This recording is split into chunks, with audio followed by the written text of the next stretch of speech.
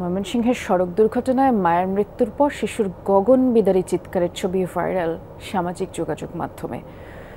মৃত মায়ের বুক আঁকড়ে ধরে শিশুর কান্না কাঁদিয়েছে হাসপাতালের সবাইকে।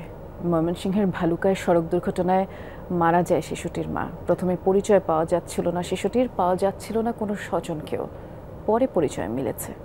সিলন ফ্যামিলি ব্লেন্ডের কড়ালিকার আর সতেজ স্বাদের পারফেক্ট ব্লেন্ডে স্বপ্নেরা মেলুক টানা।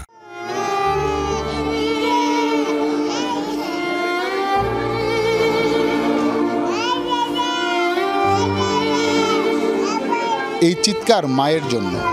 হয়তো এভাবে বারবার হাতের ইশারায় অবুঝ শিশুটি দেখাচ্ছে ওই তো আমার মা, কিন্তু মা তো নেই, সড়ক দুর্ঘটনায় মারা গেছে। কি খাইবা কিছু খাইবা কিছু অ্যাক্সিডেন্টে সাল টাল ডেকেছে এরপর ওই যে বাচ্চার মারে, কিন্তু বাচ্চা ঠিকই চিনছে। মার জন শান্ত না পায়, মা না খাওয়ালো, মার বুকে থাকলে এটা একটা শান্তি। গত 9 মে ভালুকায় সড়ক দুর্ঘটনায় আহত হয় মা মেয়ে। ভর্তি করা হয় ময়মনসিংহ মেডিকেল কলেজ হাসপাতালে। ডাক্তার মাকে মৃত ঘোষণা করেন। যেহেতু মা মারা গেছে, অন্তর আসলে তার কেউ নাই, যে কেউ থাকুক, যত আত্মীয় স্বজন যাই থাকুক, কিন্তু মার বিকল্প কেউ হইতে পারে।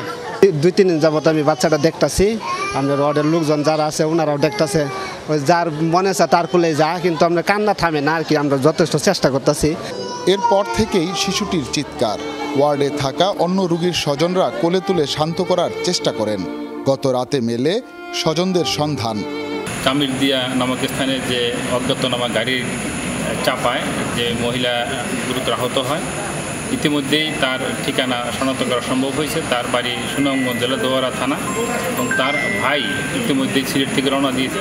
মৃত মায়ের বুক জাপটে ধরে রাখা শিশুটির এই ছবি বলে দিচ্ছে পৃথিবীর সবচেয়ে নিরাপদ আশ্রয়স্থল হচ্ছে মায়ের বুক। পৃথিবীর সব মায়েরা ভালো থাকুক।